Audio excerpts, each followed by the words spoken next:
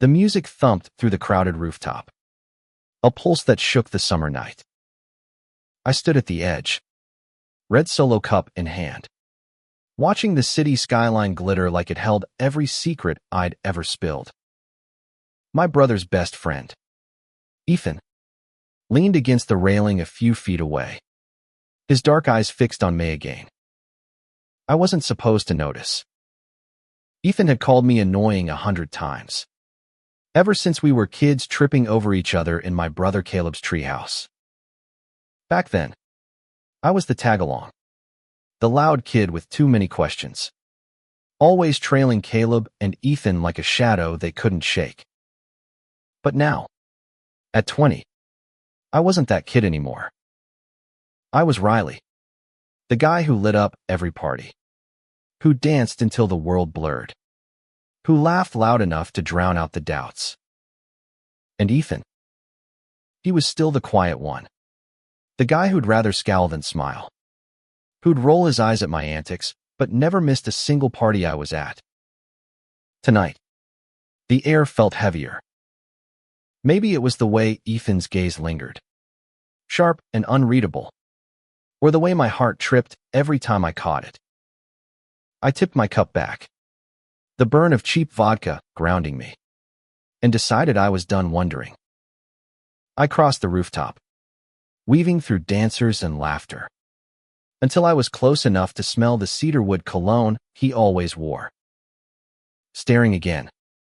Huh, I said, voice light but edged with challenge.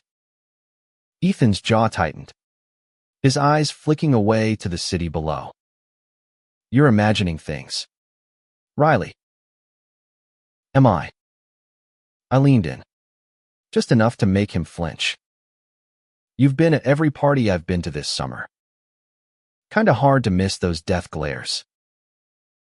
He snorted, but it was weak, like he was trying to convince himself more than me. Maybe I just like the free beer.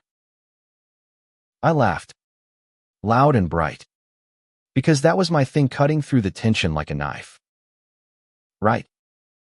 And I'm the Queen of England. He didn't reply, just sipped his drink.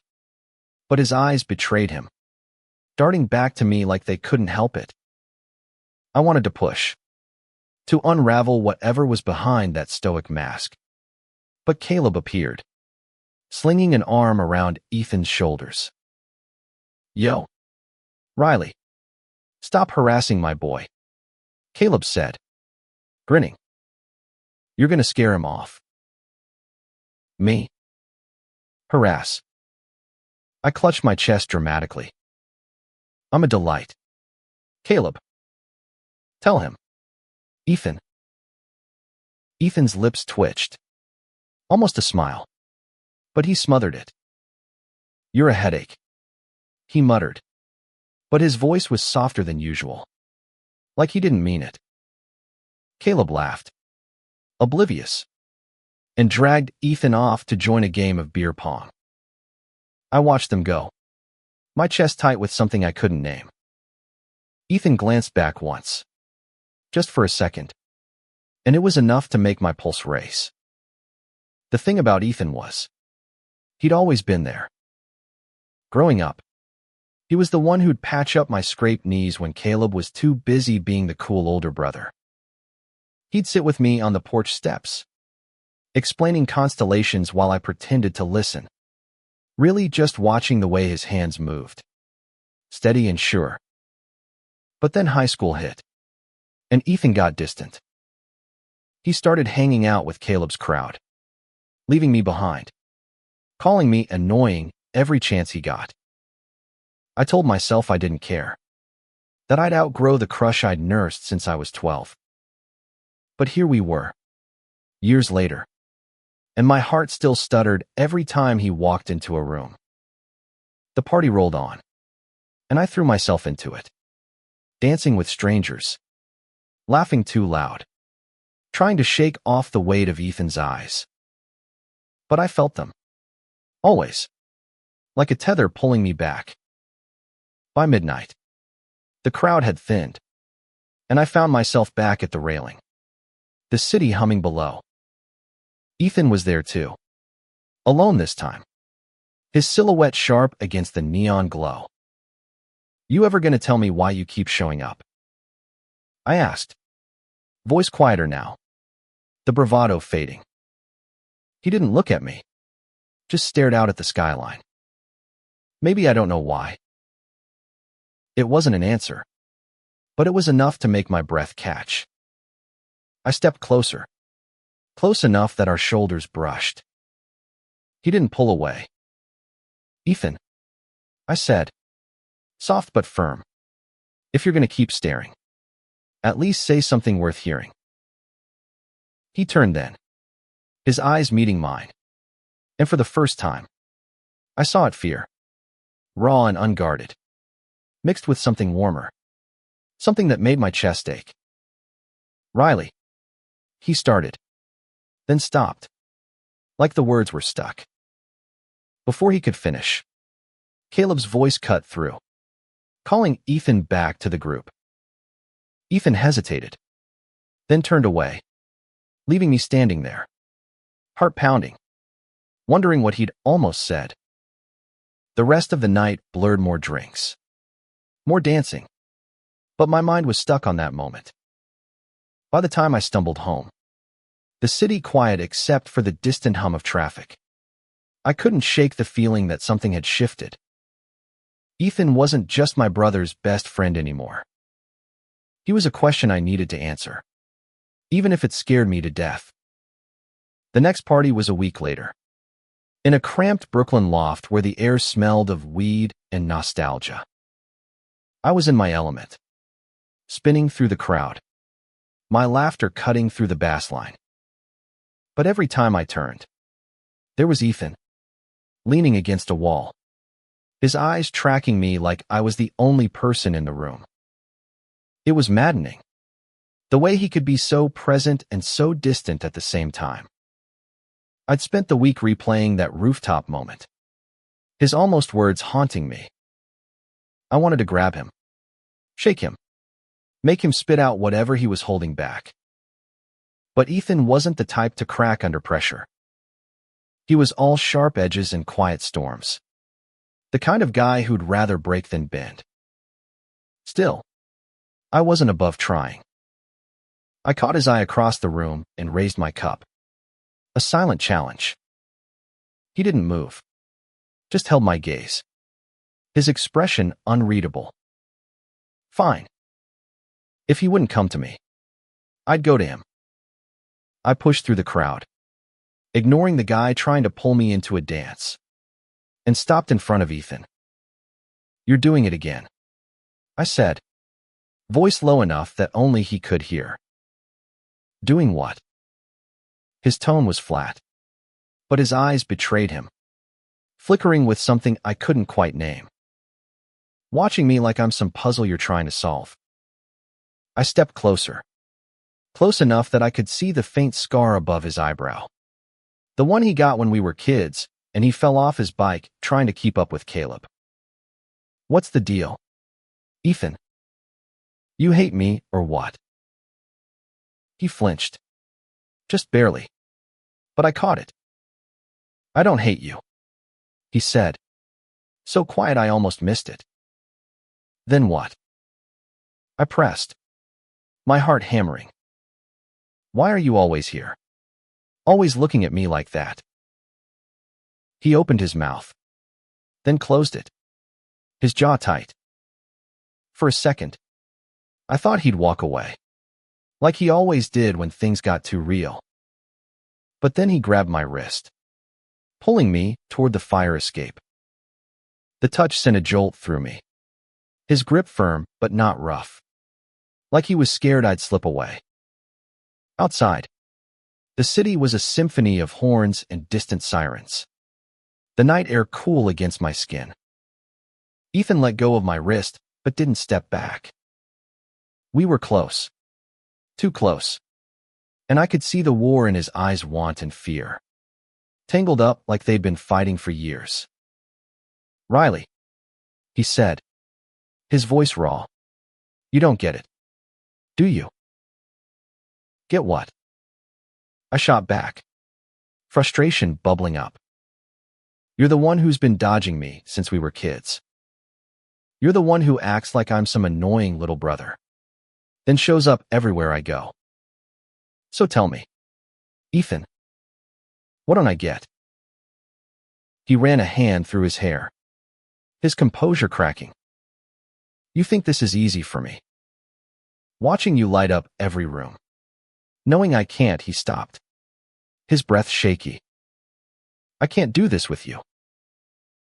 Do what? I stepped closer, my voice softer now, pleading. Ethan, just say it. He looked at me then, really looked at me, and it was like the world tilted. I don't know how to be around you, he said finally. Not without wanting more. The words hit me like a punch, stealing my breath. I'd spent years convincing myself my feelings were one-sided, that Ethan's coldness meant he didn't care. But now, standing on that fire escape, I saw the truth in his eyes, a truth he'd been hiding from both of us. Ethan, I whispered, reaching for him. But he stepped back, shaking his head. I can't, he said, voice breaking. Caleb's my best friend. Your brother. And I'm not like you. Riley. I don't know how to be out. To be open. I don't know how to be anything but this. He gestured at himself, like he was some broken thing. And it broke my heart. I wanted to tell him he was enough. That he didn't have to be like me. That I'd take him any way he came. But before I could, he turned and disappeared back into the loft, leaving me alone with the city and the ache in my chest. The rest of the night was a blur. I danced. I laughed. I pretended everything was fine. But Ethan's words echoed in my head. He wanted me. He'd said it. Or close enough. But he was scared of Caleb. Of himself. Of what it meant to feel this way. And I didn't know how to fix that. By the time I got home, I was exhausted. But sleep wouldn't come. I lay in bed, staring at the ceiling, wondering how long I could keep chasing someone who kept running away. Summer bled into fall, and the parties kept coming. Each one a chance to see Ethan, to push him just a little further. But he was different now, still showing up, still watching, but more guarded, like he was building a wall I couldn't climb. I tried to let it go, to focus on my own life, my art classes, my friends. But every time I saw him, it was like the air changed, charged with everything we hadn't said. Then came the night that changed everything. It was a house party in Queens. The kind where the music was too loud and the rooms were too small. I was in the backyard, laughing with some friends, when I saw Ethan across the fire pit, his face lit by the flames. He wasn't watching me this time. He was talking to some guy, laughing in a way I'd never seen. And jealousy hit me like a freight train. I didn't think. I just moved, cutting through the crowd until I was standing in front of him. The guy he was talking to raised an eyebrow, but I ignored him. Can we talk? I asked Ethan, my voice sharper than I meant it to be. He looked surprised, then wary, but he nodded. We ended up in a quiet corner of the yard, the party muffled behind us. What's this about? Riley, he asked, crossing his arms. You tell me, I said, my heart racing. You're out here laughing with some random guy, but you can't even talk to me. After what you said on that fire escape. His eyes widened, like he hadn't expected me to call it out. Riley, I told you. I can't. Can't what? I cut him off, stepping closer. Can't be honest. Can't admit you feel something. Because I'm tired of this. Ethan, I'm tired of you looking at me like I'm everything, then acting like I'm nothing. He flinched, and for a moment, I thought he'd walk away again. But then he grabbed my hand, pulling me behind a row of hedges, out of sight. His grip was tight, desperate, and when he spoke, his voice was raw. You think I don't feel it? He said, his eyes burning. Every time I see you, it's like I can't breathe. But I'm terrified, Riley, of what this means, of what Caleb would think, of screwing everything up. Then don't, I said, my voice breaking. Don't screw it up. Just try. With me. He stared at me, his breath uneven, and then he kissed me. It was sudden, fierce, like he'd been holding it back for years. His hands cupped my face, and I kissed him back, pouring everything into ivory hope, every hurt, every moment I'd spent wanting him. When we pulled apart, his forehead rested against mine, his eyes closed. I don't know how to do this, he whispered. You don't have to, I said, my voice soft. We'll figure it out. Together. But life isn't a movie, and happy endings don't come easy. The next day, Caleb caught us holding hands in the kitchen, and the world stopped. His face went from confusion to betrayal in a heartbeat. Ethan. Riley. He said, his voice sharp.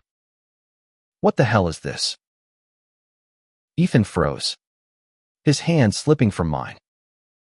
I wanted to explain, to make it okay, but Caleb was already storming out. Ethan went after him, and I was left standing there, my heart in my throat. It took weeks to fix things. Caleb was hurt, not because of who we were, but because we'd kept it from him. Ethan was a mess, torn between his best friend and me. But I didn't let him run this time. We talked. We fought. We cried. And slowly, we started building something real. By winter, we were stealing moments in coffee shops, laughing over late-night pizza, kissing under Christmas lights. Caleb came around, grudgingly at first, then with a warmth that reminded me why I loved him. Ethan wasn't perfect, he was still figuring himself out. Still scared sometimes, but he was trying. And that was enough. One night, at a quiet party in a friend's apartment, Ethan pulled me onto the balcony. The city sparkled below, and he looked at me like I was the only thing that mattered. I used to think you were annoying, he said, a smile tugging at his lips. But you're the best thing that ever happened to me. I laughed, leaning into him. Took you long enough to figure it out. As we stood there, wrapped in each other in the city's glow, I realized something. Love isn't about being fearless. It's about being terrified and showing up anyway. And Ethan, he showed up. Every time. Just to watch me.